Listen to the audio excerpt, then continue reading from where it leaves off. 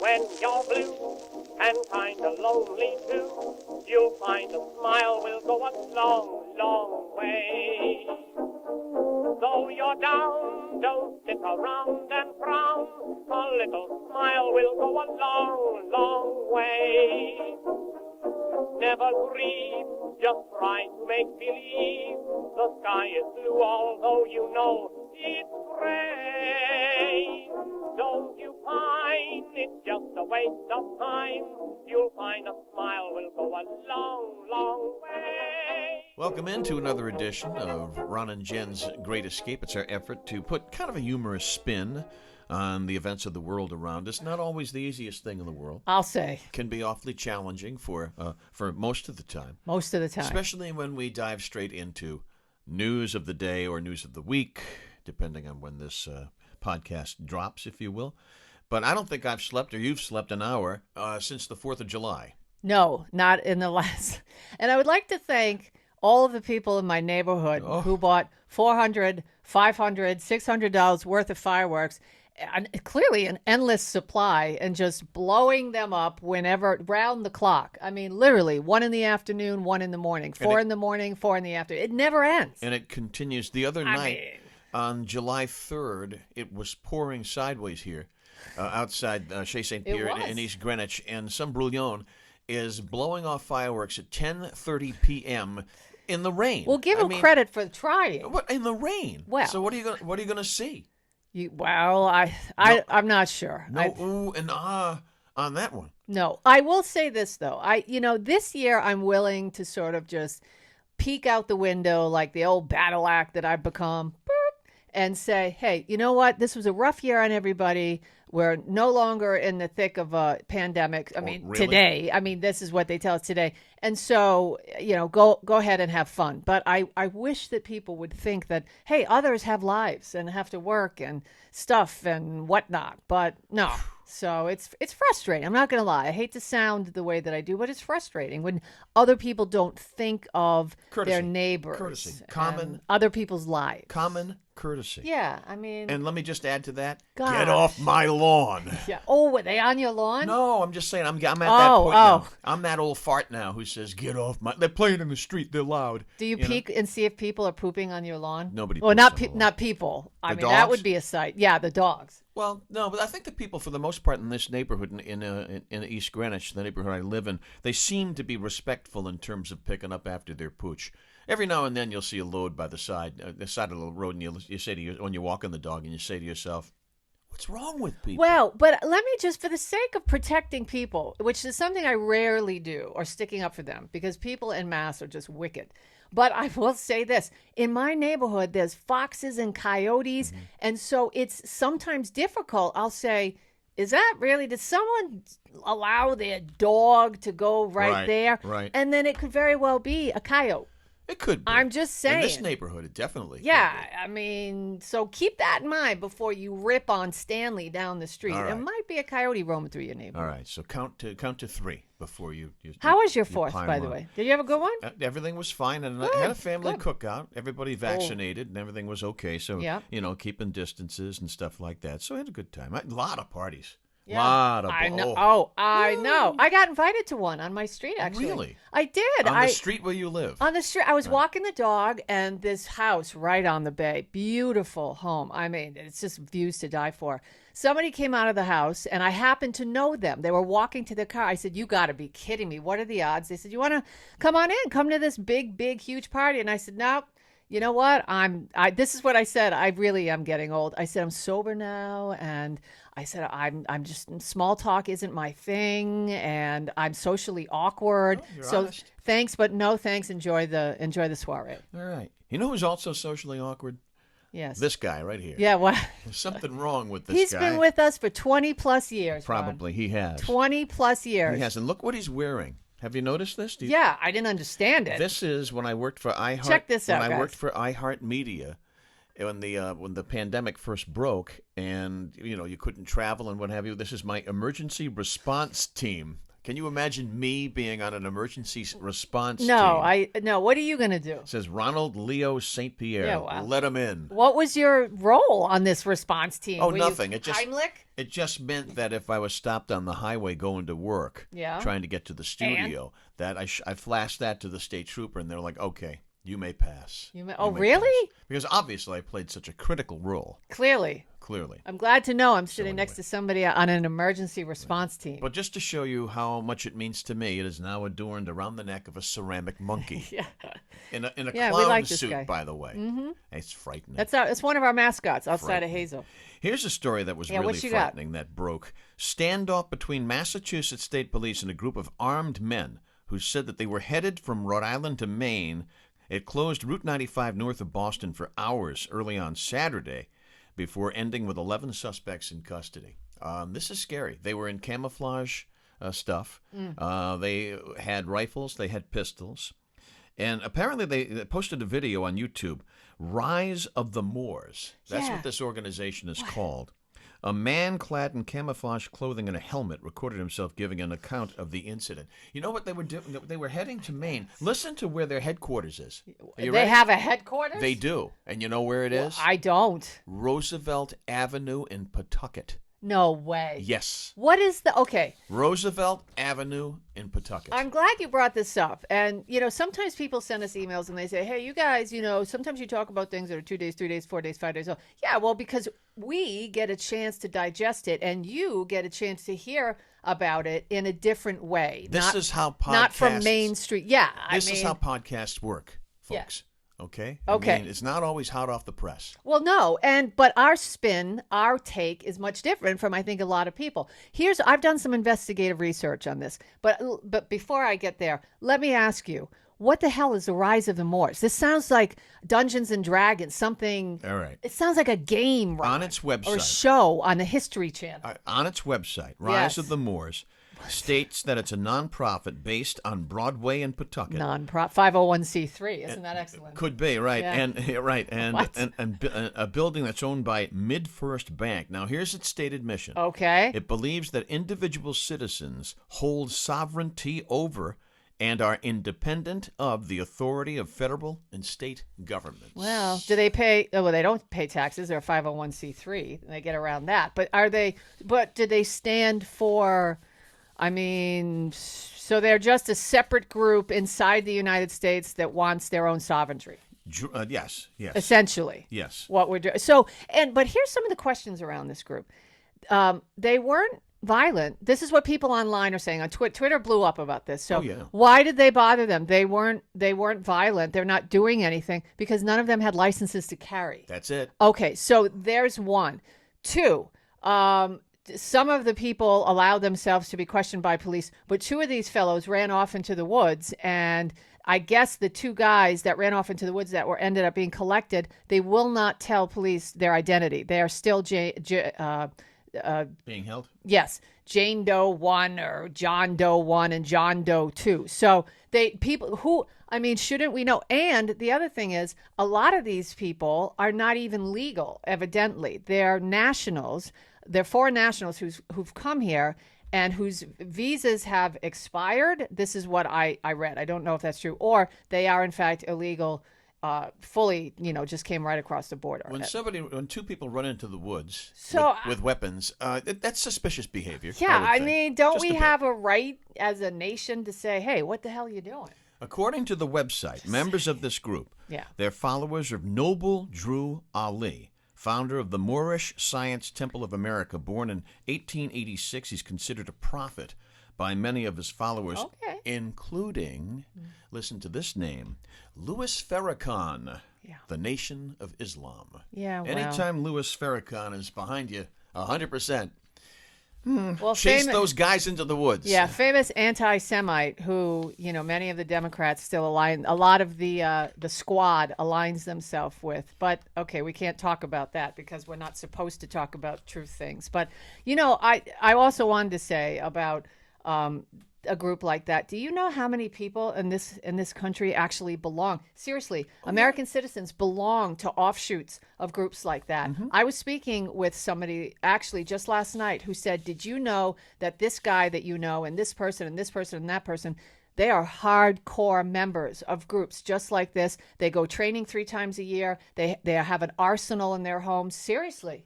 And they have it legally. They can carry, but it's just kind of like, what? I didn't even know that this underbelly existed. A spokesperson for this group said that they are on their way to Maine to train. What to does that train consist of? For what? I don't know. The insurrection, another one? And in another aspect of this story, this group, they wouldn't stop. They didn't plan on stopping at gas stations because they didn't want to arouse curiosity of them. Isn't that suspicious? And so they had huge cans of gasoline to refuel their vehicles for their journey from Roosevelt Avenue in Pawtucket to wherever they were going to train in Maine. This is a frightening story. Well, they got pulled over. That's Yes. I mean, well, they were already on the side road, but I mean, they got stopped or they couldn't move forward because they okay, so you don't want to go to the gas station to be seen, but you're on the side of the road in crazy hats and outfits and fully camo with all kinds of gear, putting gas into your van. Right. So that's actually how they ended up getting in trouble. And the state police had the gall, they had the audacity to question these people. They did. Wow. I know. It's one of those things. How dare. I agree. How dare they? How dare dare they they? question this odd group, this eclectic group of fellas? Let's move on. Darn. Let's move on to this story. Yes. Because I always wonder what Joey Chestnut feels like on You July love this guy. on July 5th after his first cup of coffee. Yeah. Ba-boom. That's so gross. Ba-boom. Did you see how many hot dogs this guy, a professional eater, isn't that great? That's great. I'm a professional eater. And he's not fat. He's a small He's guy. not a fat guy. He's a thin guy. He consumed a new record. He broke his own record from last year. Joey Chestnut down 76 franks and buns. You got to eat the buns too. You know how long? You know how long? I don't. 10 minutes. Wow. Do the math. So he's sliding those babies down there. You know what he does? How do you not die? How do you not choke? How do you not die doing this? It can't be healthy. Your Let's put it stomach that isn't way. that big. It can't, his doesn't look that big. Wow. Can't be healthy. But you know how they do it. I actually taped it. I haven't watched it yet because it can't. You taped the championship? I did. Oh my I God. did. The competition. I taped it. I videoed it. It's on my DVR. I haven't had a chance to look at it. I'm not sure. Was there a chick in the mix? Yeah. All right. That's good. Yeah, they always have competition too they have a women's category too, and apparently it was Michelle Lesko, Lesco. Okay. She took the women's title with 30 3/4 dogs. God forbid that 1/4 still left over somewhere. Wow. She did that in 10 minutes. I just don't get it. I don't get that. And listen to what she called it. She said, it was an amazing feeling. Oh, you think so? Wait until you have that first cup of coffee the next morning, there, my friend. Yeah. That's when you're going to have an amazing feeling. Yeah, I wouldn't take any Senna tablets. Oh, you know what? Feel me? You know what Chestnut does? Know what I'm saying? You know what Chestnut does? He takes the entire hot dog in the roll, so gross, dips it in water, and then slides it down his So he throat. doesn't even chew. It doesn't look like he chews. So I get, I've watched My 600-Pound Life, and I know that a stomach can stretch to be pretty big. Yeah, but not that big. I don't. Someday that competition will come to a terrible end when honestly somebody does choke on one. Well, of those can you imagine the waiver they must have to sign for that one? Oh well, that's true. Must go on What's for the days. prize, by the way, for something like that? More hot dogs, probably. I don't know. I mean, do you win money? What's the point? It's like Naked and Afraid. What's the point? There's a monetary Is there a compensation. No, there's monetary compensation for professional eating. Okay. Believe it or not. All right, that's not my jam, but you know. The last podcast we did, you asked me, "Where's Dr. Fauci?" I did. He's MIA. He's hanging out with who's that guy? The U.S. KKKKKA. You know how he just disappeared? He was Obama's pastor for the longest time. See ya. Yeah, I can't remember the guy's name, but all of a sudden he disappeared when Obama got elected. He's with the now Fauci's disappeared. He's with the rent is too damn high candidate now. Oh yeah, I love that guy was for cool. New York. He was the rent is too damn high. He had a great. song. Fauci's back. You gotta bust that out. Fauci's back. He was on one of the Talking Head shows over the weekend, and he warns of COVID spikes, and he pleads with anti-vaxxers as Joe Biden. Come on, man. Yeah. He missed his 70% vaccination goal. Rhode Island did. hit it, by the way. Rhode Island Oh, hit really? 70%. But then there's Mississippi at Yeah. 23%. Yeah. So anyway, you asked, where's Dr. Fauci? So he made an appearance. He did on Meet the Press. Oh, Reverend Wright. That was the guy's That's name. the right. Yeah, Reverend That's Wright. the right. That's right. That's right. Right, Reverend Wright. So Dr. Fauci's back. Yeah, okay. So, and he's warning, hey, we didn't hit 70, big deal. Yeah. Let's move on. Okay. And also, more on the Delta variant, shifting a lot of people's sentiment these days. Stock market, as we record this today, the stock market's not doing much business. But next week, I'm really curious to see where the stock market goes, because it looks like summer optimism is turning into fall pessimism. So I don't know. We'll see. I listen. All I know is I brush my teeth, and every morning I think to myself, what's going to push people over the edge today? And the advent of the internet and Twitter and social media and all this stuff, everybody's got a voice now. Everybody's freaking out about everything every single day. So what is it going to be masks again? Because they ain't going to do it.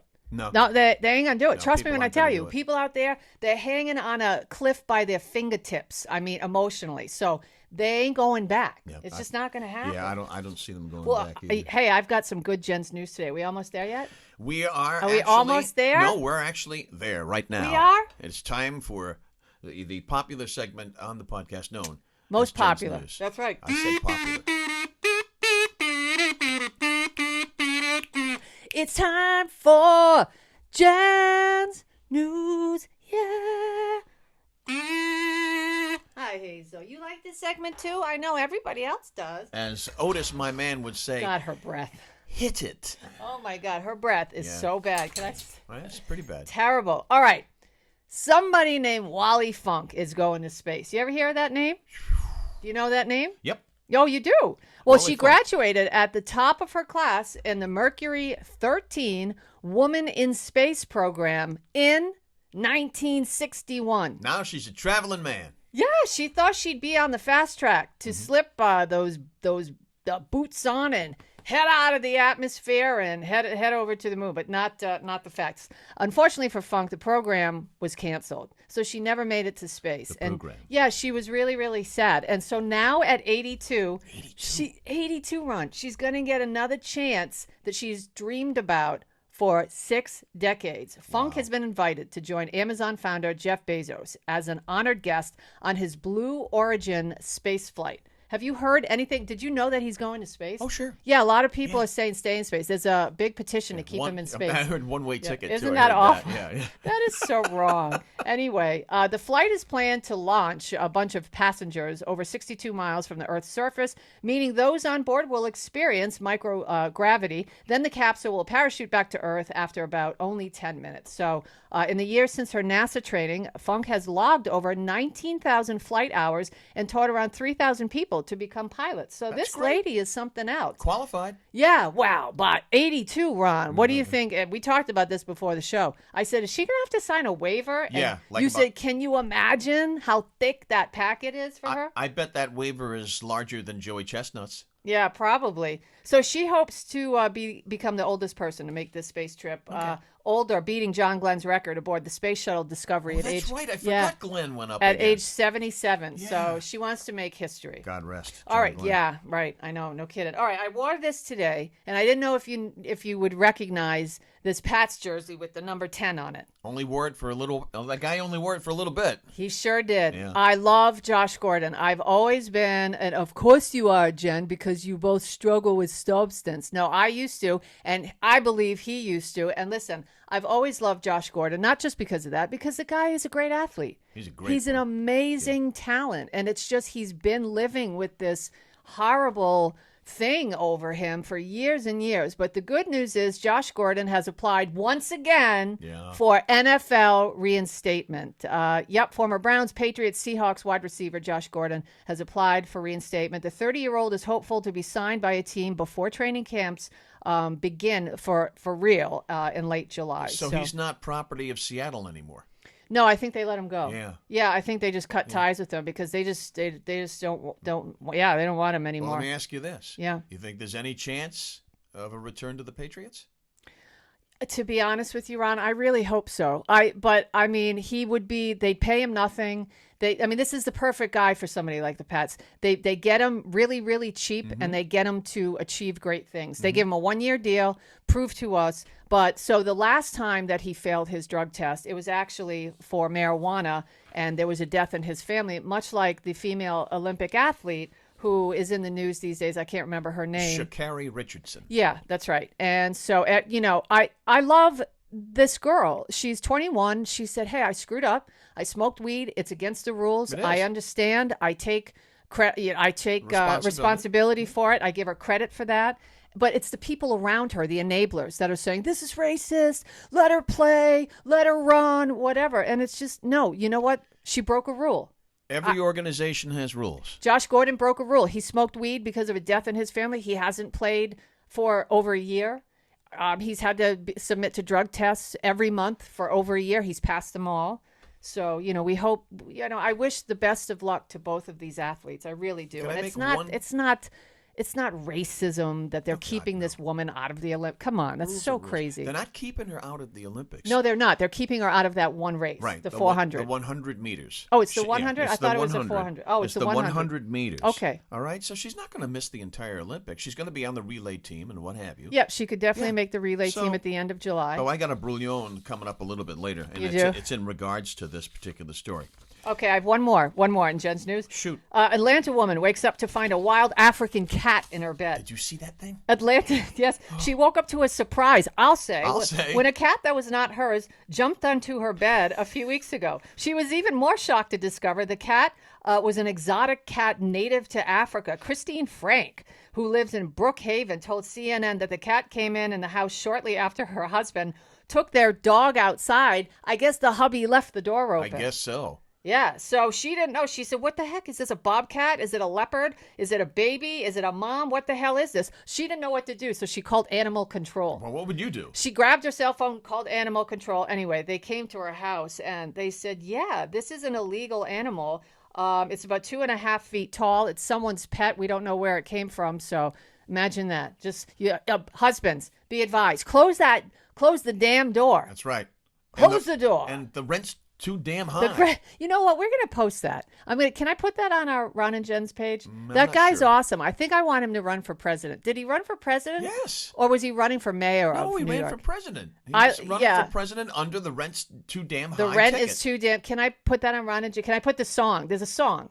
I don't know. Don't ask me. It's a medley. I don't deal in legalities. Okay. Well, I I'm don't know. gonna repost that. That was on my Yeah. Facebook page Figures. many moons ago. She'll post it, and and I'm the one who'll have to go to Yeah. prison. I mean, but then I get to live, in your house. I'll be wearing the ankle bracelet with Korea. Patty's going to be lonely, so I'll just slide right on up in this fine hacienda. Jasiel, don't call me Chick Korea. All right, let's move on to sports before you read an excerpt from, what is it?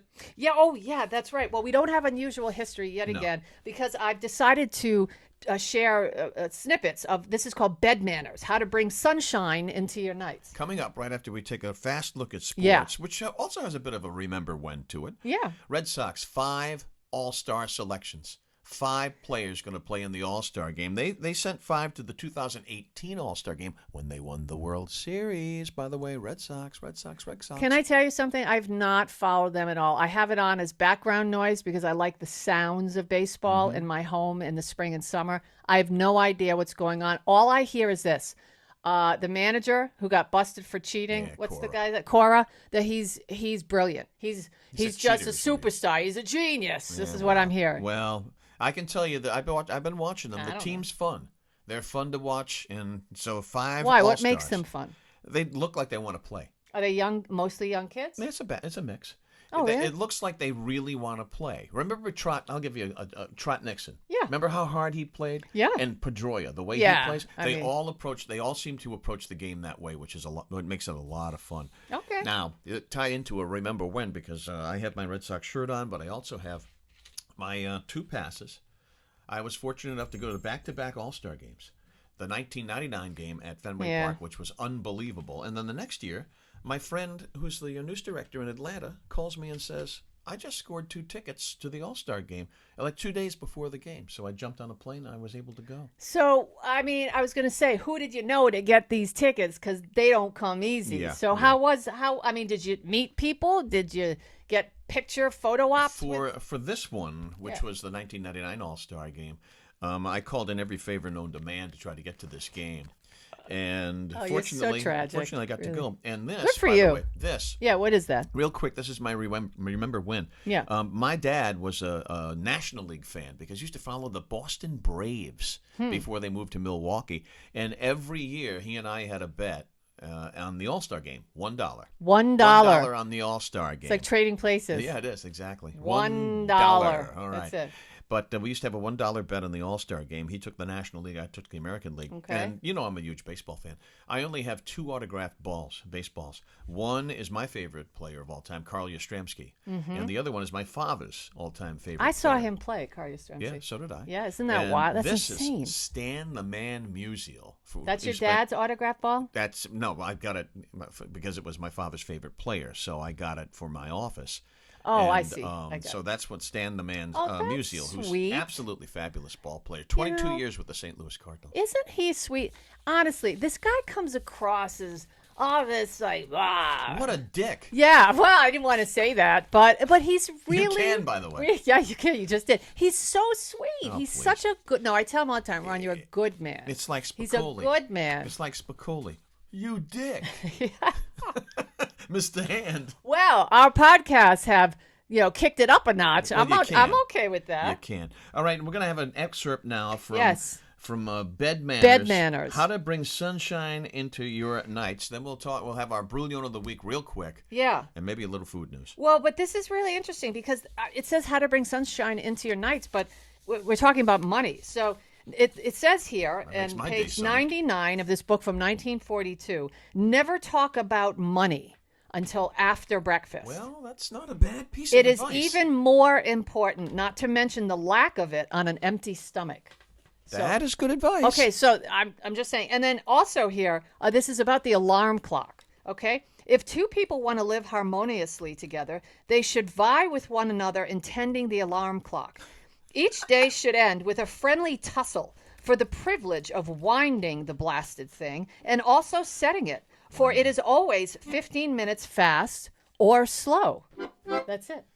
Okay. That's it. So So take heed. And when's the last time you wound up an alarm clock? I don't know, but I guess you need the friendly tussle for the privilege of winding it. I guess I didn't know that there was a privilege to wind an alarm clock. So, if you're smart, hustle to that tussle. Hustle to that tussle. Yeah. Right. You want the Brouillon of the week? Yeah, already? Is the show over? It's almost. Oh. And Brouillon of the week goes to a USA Today columnist by the name of Nancy Armour, Armour. It might be Armour. But she said that the sprinter's ban, sha'carri Richardson, is another example of Olympic hypocrisy. Oh, really? Because marijuana should not be considered a drug. Now, you can argue, you can support that argument, but here's the deal. The Olympic Committee considers it a banned substance. Yes, right now, and I'm sure that in the next, 3, 4, 5 years, they will change their stance as more and more states are legalizing this, but it's not legal in all the states yet. And to the IOC, it is not a substance that is acceptable to use. If you're a high-end athlete, think about it. It makes sense, right? Why would you want to put toxins like that in your body that changes your mental state and also your physiological makeup? So the argument she makes is that marijuana does not enhance your sporting abilities. It doesn't. It's not like taking steroids, is what she's saying. But still, it's a banned substance by the Olympic Committee until they change their mind. That's right. And you know who supports that? sha'carri Richardson. Yeah. The person she admits, I screwed up. Well, that's what I'm saying. You've got all kinds of movie stars and athletes all around this girl, enablers, professional enablers, screaming racism yet again. Oh, by the way, did you hear this one? French food is racist. I heard that. Did you? So somebody, if you guys didn't hear the story, find it online. A woman from Connecticut, she's a law professor, was invited to go to France to teach or to give a seminar and a lecture to a bunch of people there. And so she goes and tells the French, your food is racist. It just shows your choice at baguettes, croissants. That's white supremacy. Do you think that they received this well? They all sat there like this. What the hell are you talking about? This is our culture. This is what we eat. We've been eating it since the days we were born as France. So get out. I don't know what to say anymore. Get off. Get out, get off, get out. Let's end it on a good note. Goodbye. Because apparently, real quick. Oh, yeah, you're going to play Lady of Spain? No, you got food. Oh, I do. Because apparently there are some new flavors of coffee from Dunkin' Donuts to enjoy. Oh, yeah. I think they're coming out for the summer. I didn't want to say anything because I thought you forgot. Nope. Dunkin' Donuts has announced the release of 4 new brew-at-home flavors. I'm waiting. There it is. They're coming in ground and coffee ground for K-Cups. Here's a list of the new flavors. Chocolate pancake, caramel me crazy, cinnamania, and turtle love. So isn't that exciting? Chocolate pancake. Chocolate pancake. Mild and dark chocolate flavors that blend with traditional coffee and are tied to chocolate chip pancake lovers. I couldn't pronounce the word that's before chocolate chip pancake, so I made my own. For the love of God, put away the fireworks until next year. The dogs are going nuts. The babies are crying. Enough. That's right. All right. Listen to Uncle Ron. He said dick in this podcast. All right, behave. That's not nice. Behave. I said it too. God's going to punish me. See ya. You'll find a smile will go a long, long way.